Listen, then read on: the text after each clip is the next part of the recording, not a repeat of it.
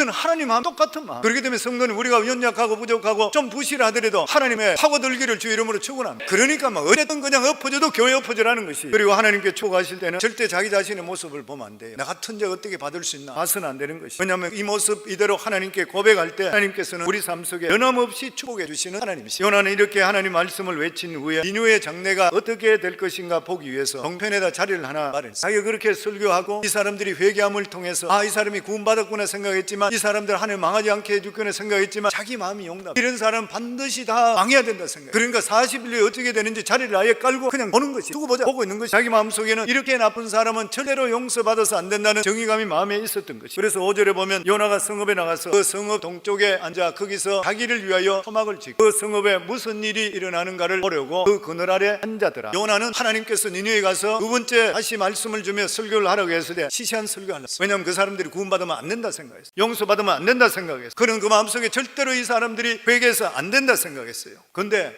그가 설교를 하기 시작하면서 자기가 생각하지 못하는 능력이 사로잡히기 시작. 그러면서 하나님의 능력과 권세가 그에게 임하기 시작하면서 그 말씀에 불이 붙기를 시작했는 것이에요. 그래서 사람들이 그 말씀에 굴복하게 되고 왕으로부터 온 성 사람들이 금식하고 베옷을 입고 제위에 앉아서 하나님께 통에 잡아가기 시작했던 거예요. 성령 부흥의 역사는 한 사람 한 사람이 개별적으로 하나님께 돌아오는 그런 부흥의 역사가 아니라 집단적으로 한꺼번에 위기의식을 가지고 돌아오는 것이 부흥의 역사입니다. 그런데 그 부흥의 촉매자가 누구냐면 강력한 설교자예요. 그래서 영국에도 대부흥이 일어나고 할 때에 요한 웨슬레, 조지 위필드 같은 사람, 대단했던 사람이죠. 미국도 마찬가지잖아요. 자나탄 에드워즈 목사님, 무디 목사, 찰스 피니, 한국의 길선주 목사, 이런 사람들의 회개와 강력한 말씀이 선포될 때에 강력한 기름 부음이 임했던 것이에요. 요나는 시시하게 설교하려고 했는데도 불구하고 그는 말씀에 불순종했다가 지옥까지 갔다가 다시 살아난 사람이잖아요. 자기가 보고 자기가 느꼈던 하나님을 자기도 모르는 사람의 성령이 이끌려서 강력하게 선포하기를 시작했어요. 그리고 그는 40일 후에 이 성이 망한다는 것을 확신했던 것이에요. 그러니까 이런 확신을 가지고 설교하게 될 때에 설교에 불이 붙기를 시작했던 것이에요. 자신이 잘 믿지도 않는 것을 남을 절대 믿게 할 수는 없는 것이에요. 우리가 남들에게 전도할 때도 마찬가지죠. 내가 만났던 하나님, 살아계신 하나님을 전가하셔야 돼요. 예수 믿으면 그냥 좋습니다, 본 말씀 드리니까 좋지요. 이게 전도가 아니죠. 예수 믿지 않으면 지옥이고, 예수 믿으면 천국이고, 예수 믿으면 하나님의 자녀되고, 그렇지 않으면 사단의 자녀인 것이고, 확실하게 우리가 전가할 수가 있어야 되는 것이죠. 그런데 니느웨는 자기가 니느웨에서 이 요나는 설교하면서 느끼는 것이 있어요. 목회자도 마찬가지지만 목회자도 설교하며 느끼는 게 있어요. 설교할 때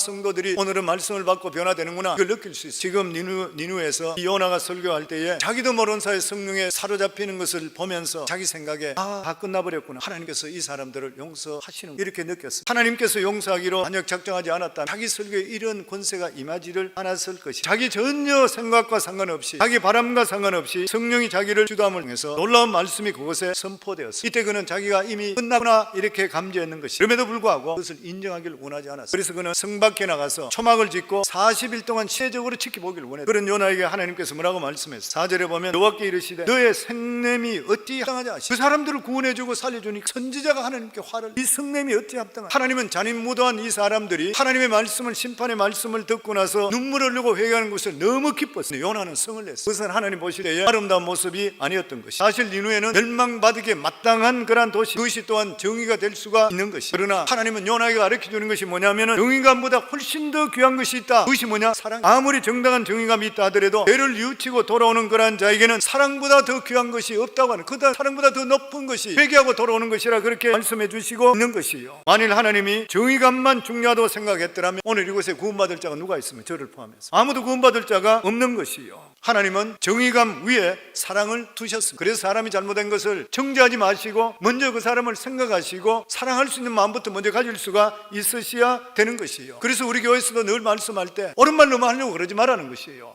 믿음의 말은 사람을 일으키지만 옳은 말로 정죄가 사람 못 일으켜요. 똑같은 말씀인 것입니다. 우리 믿는 사람들이 원수를 사랑해야 되죠. 근데 사랑하기가 쉽지 않는 일, 사랑하지는 못한다 하더라도 적어도 미워하지는 말아야 되는 것입니다. 하나님이 우리 인간을 만드신 것은 심판하기 위해서 만드신 것이 아닌 것입니다. 다른 사람을 서로 축복하고 사랑하기 위해서 우리를 지으신 것이요. 요나는 자신의 정의감이 옳다고 그렇게 생각했습니다. 아무리 하나님이 싫어하더라도 니느웨 사람을 용서해서는 안 된다 이렇게 생각했습니다. 그래서 요나는 성 밖에 니느웨가 망하기를 기다리고 있었습니다. 그럴 때 하나님은 한 작은 사건을 통해서 요나를 교훈하십니다. 그것이 6절에서 8절 말씀입니다. 하나님 여호와께서 박능꾼을 예비하사 요나를 가리게 하셨으니 이는 그의 머리를 위하여 그늘이 지게 하며 그의 괴로움을 면하게 하려 하심이었더라. 요나가 박능꾼으로 말미암아 크게 기뻐하였더니 하나님이 벌레를 예비하사 이튿날 새벽에 그 박능꾼을 갉아먹게 하심에 시드니라. 해가 뜰 때 하나님이 뜨거운 동풍을 예비하시고 해는 요나의 머리에 쪼임에 요나가 혼미하여 스스로 죽기를 구하여 이르되 사는 것보다 죽는 것이 내게 나으니라 하니라. 하나님께서는 요나를 깨우치기 위해서 세 가지를 준비했습니다. 하나는 박능꾼. 번역에 보면 이것이 꼭 박능꾼이라 되어 있지 않는데 어쨌든 그늘이 될 만큼 큰 넓은 잎사귀로서 1년생 풀이라고 했습니다. 그리고 또 하나는 벌레, 아주 작은 벌레. 근데 이 벌레가 사정없이 식물의 줄기를 씹어서 말라 죽게 만들었어요. 그리고 마지막으로 뜨거운 사막 동풍을 동원했어요. 요나는 식물이 시들은 상태에서 뜨거운 바람이 부는데 그대로 노출되어 버렸어요. 얼마나 뜨거운지 모르겠어요. 분노가 폭발해 버렸어요. 얼마나 화가 나기에 죽기를 스스로 원했던 것이. 요나는 박능굴 하나가 자라나서 자기를 덮어주니까 너무 기뻐했어요. 그러자 벌레 한 마리가 나와서 그것을 갉아먹으렸어요. 엄청난 분노로 일어났습니다.